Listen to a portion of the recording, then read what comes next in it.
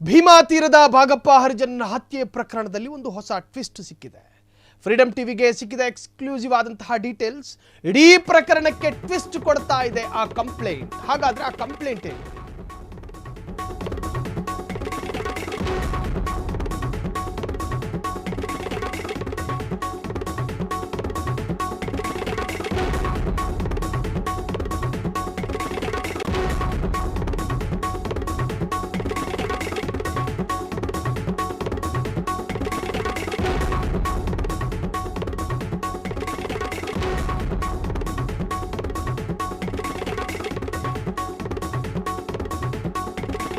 ಕರ್ನಾಟಕದ ರಕ್ತ ಚರಿತ್ರೆಯಲ್ಲಿ ಅಲಿಖಿತವಾಗಿ ಉಲ್ಲೇಖ ಇರುವ ಅಗ್ರಗಣ್ಯ ನಟೋರಿಯಸ್ಗಳ ಪೈಕಿ ಭೀಮಾ ತೀರ ಮೊದಲ ರ್ಯಾಂಕ್ ಪಡೆದುಕೊಳ್ಳುತ್ತೆ.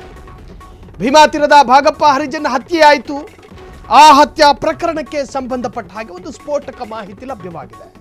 ಫ್ರೀಡಂ ಟಿವಿಗೆ ಸಿಕ್ಕಿದ ಎಕ್ಸ್ಕ್ಲೂಸಿವ್ ಆದಂತಹ ಡೀಟೇಲ್ಸ್. ಫ್ರೀಡಂ ಟಿವಿಗೆ ಭಾಗಪ್ಪ ಪುತ್ರಿಯ ದೂರಿನ ಪ್ರತಿ ಲಭ್ಯವಾಗಿದೆ. ಇಡೀ ಪ್ರಕರಣವನ್ನ ಮತ್ತೆ ಟ್ವಿಸ್ಟಿಗೆ ದೂಡಿದಂತಹ ಒಂದು ಕಂಪ್ಲೇಂಟ್ ಅದು. ಭಾಗಪ್ಪನ ಹತ್ಯೆ ಹಿಂದಿದೆಯಾ? ಹಾಗಾದ್ರೆ ಒಬ್ಬ ವ್ಯಕ್ತಿಯ ಕೈವಾಡ ಆ ಪ್ರತಿ ಲಭ್ಯವಾಗಿದೆ. ಭಾಗಪ್ಪನ ಹತ್ಯೆ ಹಿಂದಿದೆಯಾ? ಪಿಂಟ್ಯ ಕೈವಾಡ ಎನ್ನುವಂತಹದ್ದು. ಪಿಂಟ್ಯ ಕೈವಾಡ. ಪಿಂಟ್ಯ ಯಾರು? ಪಿಂಟ್ಯನ ಹಿನ್ನೆಲೆ ಏನು? ಭೀಮಾ ತೀರದ ಭಾಗಪ್ಪನ ಹತ್ಯೆ ಆಯಿತು. ಅತ್ಯಂತ ಭೀಕರವಾಗಿ ಆತನನ್ನು ಕೊಲ್ಲಲಾಯಿತು. ಹರಿಜನ್ ಆತನನ್ನ ಅತ್ಯಂತ ಭೀಕರವಾಗಿ ಕೊಲ್ಲಲಾಯಿತು. ಆ ಭೀಕರತೆಯಲ್ಲೇ ಶತ್ರುಗಳ ವೈರತ್ವ ಎಷ್ಟಿತ್ತು ಅನ್ನೋದು ಗೊತ್ತಾಯಿತು. ಆತನ ಸೊಂಟದ ಭಾಗದ ಕೆಳಗೆ ಇತ್ತಲ್ಲ, ಚಿತ್ರಾನ್ನ ಮಾಡಲಾಗಿತ್ತು. ಅಂದರೆ ಆತನ ಮರ್ಮಾಂಗವನ್ನು ಕೂಡ ಕತ್ತರಿಸಿ ಹಾಕಲಾಯಿತು. ಭೀಕರತೆಯಲ್ಲಿ ಒಂದು ಭೀಭತ್ಸ ಅಂತ ಹೇಳ್ತಾರೆ ಇದನ್ನ. ಭೀಕರತೆಯಲ್ಲೂ ಒಂದು ಭೀಕರತೆ, ಅದು ಈತನ ಕೊಲೆಯಲ್ಲಿ ವ್ಯಕ್ತವಾಗಿತ್ತು. ಆತನನ್ನ ಅಮಾನುಷವಾಗಿ ಕತ್ತರಿಸಲಾಗಿತ್ತು. ಆತನ ಕ್ರಿಮಿನಲ್ ಹಿನ್ನೆಲೆಗಳು ಅದು ಬೇರೆ ವಿಚಾರ. ಆದರೆ ಆತನನ್ನು ಕತ್ತರಿಸಿದ ಪರಿ ಇತ್ತಲ್ಲ, ಕತ್ತರಿಸಿದ ಪರಿ ಎಳೆ ಬೆಂಡೆಕಾಯಿನ ಕತ್ತರಿಸಿದ ಹಾಗೆ ಬಹಳಷ್ಟು ಭೀಕರತೆ ಇತ್ತು ಈ ಕೊಲೆ ಪ್ರಕರಣದಲ್ಲಿ. ಹಾಗಾದ್ರೆ ಈ ಪಿಂಟ್ಯ ಯಾರು? ಪಿಂಟ್ಯ ಸಹಚರರಿಂದಲೇ ಹತ್ಯೆ ಆಯ್ತಾ? ಹಾಗಾದ್ರೆ ಇದರ ಡೀಟೇಲ್ಸ್ ಏನು? ಎಸ್, ಈ ಬಗ್ಗೆ ಬ್ರೇಕಿಂಗ್ ಲಭ್ಯವಾಗ್ತಾ ಇದೆ. ಪಿಂಟ್ಯ ಸಹಚರರಿಂದಲೇ ಹತ್ಯೆ ಎಂದು ದೂರು. ಇದು ಹತ್ಯೆಯಾದಂತಹ ವ್ಯಕ್ತಿಯ ಮಗಳ ದೂರು. ಪೊಲೀಸರಿಗೆ ದೂರು ನೀಡಿರುವಂತಹ ಗಂಗೂಬಾಯಿ, ಮೃತ ವಕೀಲ ರವಿ ಅಗರೆಖೇಡ ಸಹೋದರ ಪಿಂಟ್ಯ. ಈ ರವಿ ಅಗರೆಖೇಡರ ಸಹೋದರ ಪಿಂಟ್ಯ ಭಾಗಪ್ಪನ ದೂರದ ಸಂಬಂಧಿ ರವಿ ಅಗರೆಖೇಡ. ಕಳೆದ ವರ್ಷ ಕೋರ್ಟ್ ಆವರಣದಲ್ಲಿ ಸತ್ತಿದ್ದ ರವಿ ಸ್ಕೂಟಿಯಲ್ಲಿ ಹೊರಟಿದ್ದಾಗ ಇನ್ನೋವಾ ಕಾರು ಗುದ್ದಿ ಆತನನ್ನು ಕೊಲ್ಲಲಾಗಿತ್ತು, ಹತ್ಯೆ ಮಾಡಲಾಗಿತ್ತು. ರವಿ ದೇಹವನ್ನು 2 ಕಿಲೋಮೀಟರ್ ಎಳೆದೊಯ್ದಿದ್ದ ಕಾರು ಅತ್ಯಂತ ಪ್ರೀ ಪ್ಲಾನ್ಡ್ ಮರ್ಡರ್ ಆಗಿತ್ತು. ಅದು ರವಿ ಸಾವಿಗೆ ಪ್ರತೀಕಾರವಾಗಿ ಭಾಗಪ್ಪನ ಹತ್ಯೆ ಆಯ್ತಾ? ಈ ತರಹದಲ್ಲಿ ಚರ್ಚೆಗಳು ಶುರುವಾಗಿದೆ. ಸಹೋದರನ ಸಾವಿಗೆ ಪ್ರತೀಕಾರ ತೀರಿಸಿಕೊಂಡ ಹಾಗಾದ್ರೆ ಪಿಂಟ್ಯ ಆತ್ಮಶಾಂತಿಯ ಸ್ಟೇಟಸ್ ಹಾಕಿ ಸಿಕ್ಕಿಬಿದ್ನ. ಪಿಂಟ್ಯ ಆತ್ಮಶಾಂತಿ ಸ್ಟೇಟಸ್ ಹಾಕೊಂಡಿದ್ನಂತೆ. ಇನ್ನು ಯಾವ ಪೆದ್ದ ರೌಡಿ ಅನ್ಸುತ್ತಲ್ವಾ? ಭಾಗಪ್ಪನ ಹತ್ಯೆ ಬಳಿಕ ಅಣ್ಣ ನಿನ್ನ ಆತ್ಮಕ್ಕೆ ಶಾಂತಿ ಸಿಗಲಿ ಅಂತೇಳಿ ಸ್ಟೇಟಸ್ ಹಾಕೊಂಡಿದ್ದಂತೆ. ಭಾಗಪ್ಪನ ಪುತ್ರಿಯ ದೂರಿನಲ್ಲಿ ಇದು ಒಂದು ಗಂಭೀರವಾದಂತಹ ಆರೋಪ ಈಗ ಉಲ್ಲೇಖ ಆಗಿರುವಂತಹದ್ದು. ಭೀಮಾ ತೀರದ ಈ ಕಾಳಗ ಇದೆಯಲ್ಲ, ಇದು ಈ ಬಹಳಷ್ಟು ದಶಕಗಳಿಂದಲೇ ಕೇಳಿ ಬರ್ತಾ ಇರತಕ್ಕಂತಹ ಕಾಳಗ. ಇದು ಭಾಗಪ್ಪನ ದೂರದ ಸಂಬಂಧಿ ರವಿ ಅಗರೆಖೇಡ ಈತನನ್ನ ಕೋರ್ಟಿನ ಆವರಣದಲ್ಲೇ ಅತ್ಯಂತ ಭೀಕರವಾಗಿ ಕೊಲ್ಲಲಾಗಿತ್ತು. ಹಾಗಾದ್ರೆ ಆ ಕೊಲೆಗೆ ಪ್ರತೀಕಾರ ಆಗಿತ್ತಾ ಹರಿಜನ್ ಕೊಲೆ ಎನ್ನುವಂತಹದ್ದು? ಪುತ್ರಿ ಗಂಗೂಬಾಯಿ ಆಕೆ ಪೊಲೀಸ್ಗೆ ಕಂಪ್ಲೇಂಟನ್ನು ಕೊಟ್ಟಿದ್ರು. ಆ ಕಂಪ್ಲೇಂಟ್ನಲ್ಲಿ ಈ ವಿಚಾರ ಉಲ್ಲೇಖ ಇದೆ. ಯಾವ ವಿಚಾರ? ಈ ವ್ಯಕ್ತಿ ಅಂದರೆ ಹರಿಜನ್ನ ಸಾವಿನ ನಂತರ ಆತನ ಫೋಟೋ ಹಾಕಿಕೊಂಡು ರವಿಯ ಸಾವಿಗೆ ಓಂ ಶಾಂತಿ, ನಿಮ್ಮ ಸಾವಿಗೆ ನಿಮಗೆ ಶಾಂತಿ ಸಿಗಲಿ ಅಂತೇಳಿ ಒಂದು ಸ್ಟೇಟಸ್ ಹಾಕೊಂಡಿದ್ದಂತೆ. ಪೊಲೀಸರಿಗೆ ಒಂದು ಉಗುರು ಸಾಕು ಸುಳಿವು ಸಿಗೋದಕ್ಕೆ. ಇಲ್ಲಿ ಸ್ಟೇಟಸ್ಸೇ ಸಿಕ್ಕಿದೆ, ಸುಳಿವುಗಿಂತ ದೊಡ್ಡ ಸಾಕ್ಷಿನೇ ಸಿಕ್ಕಂತಾಯಿತು. ಹಾಗಾಗಿ ಈಗ ಆತನ ಮೇಲೆ ಅನುಮಾನಗಳು ಹುಟ್ಟಿಕೊಂಡಿರುವಂತಹದ್ದು. ಭಾಗಪ್ಪನ ಹತ್ಯೆ ಹಿಂದಿದೆಯಾ ಪಿಂಟ್ಯ ಕೈವಾಡ? ಭೀಮಾ ತೀರದ ಭಾಗಪ್ಪ ಹರಿಜನ್ ಹತ್ಯೆ ಕೇಸಿಗೆ ಈಗ ಹೊಸ ತಿರುವು. ಫ್ರೀಡಂ ಟಿವಿಯ ಎಕ್ಸ್ಕ್ಲೂಸಿವ್ ಆದಂತಹ ಡೀಟೇಲ್ಸ್ ಇದು.